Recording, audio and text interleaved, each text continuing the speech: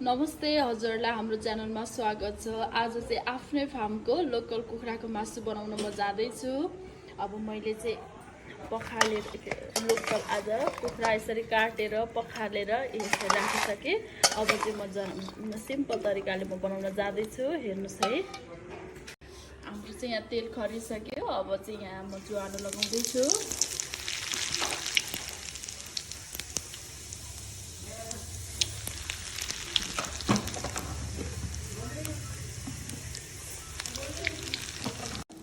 यतिको brown colour भइसके पछाडि चाहिँ अब मेथी अलिकति मैले लगाएँ।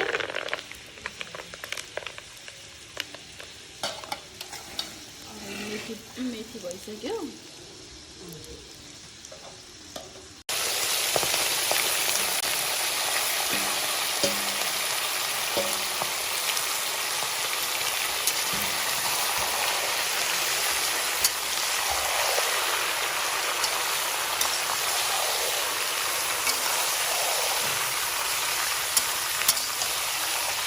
यसरी अब चलाउँदै जानुपर्छ।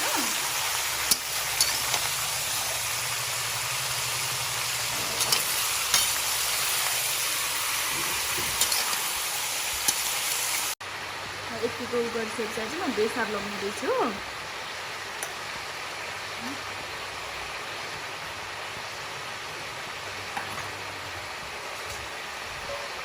बेसार लगाएर चलाउनुपर्छ।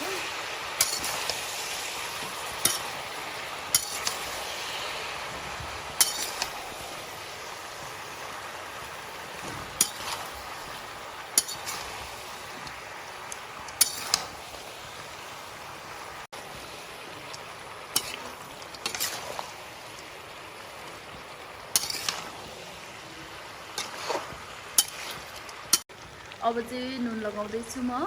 हजुरहरूले चाहिँ स्वाद अनुसार लगाउनु होला।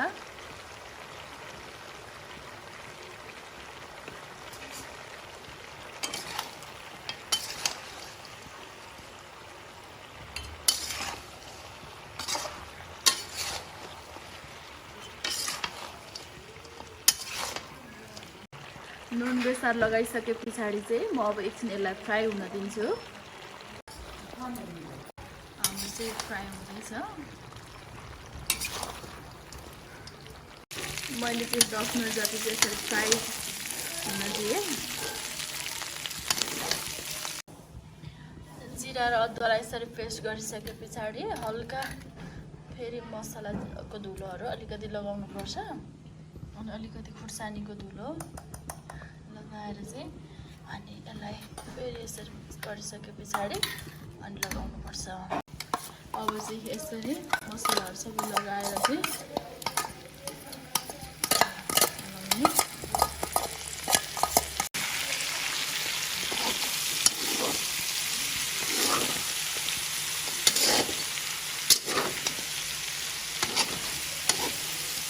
मसलालाई लगाइसके पछाडि यसरी मजाले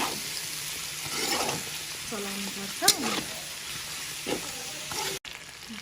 कश्मिरी मिर्च चाहिँ कलर आउनको लागि राम्रो देख्नको लागि अलिकति मैले लगाएको छु। यसरी चाहिँ हेर्नुहोस् त फ्राई गरेर राखेको छ। सबै कुरा मसलाहरू लगाएर चाहिँ यसरी मैले फ्राई गरिरहेको छु। हेर्नुहोस् त कस्तो राम्रो देखेको छ लोकलको मासु। हामीले चाहिँ सबै मसलाहरू लगाएर चाहिँ यसरी चलाउँदैछु, एकदम राम्रो देखेको छ। हजुरहरूले पनि घरमा बनाएर खानुहोला। अब लोकलको मासु भने पछाडि त रस लगाउनै पर्यो, त्यही भएर चाहिँ मैले चाहिँ यहाँ रस अलिकति लगाएको छु। हजुरहरूले चाहिँ अलिक धेरै रस लगाएर पनि खान सक्नुहुन्छ। मैले चाहिँ हल्का ग्रेभी आज खाऊँ भनेर चाहिँ यसरी बनाएको छु।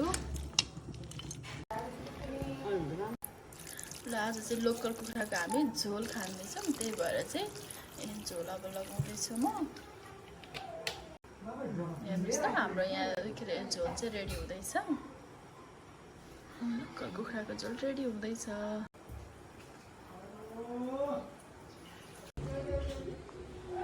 लोकल कुखुराको झोल चाहिँ अब हाम्रो रेडी भइसक्यो।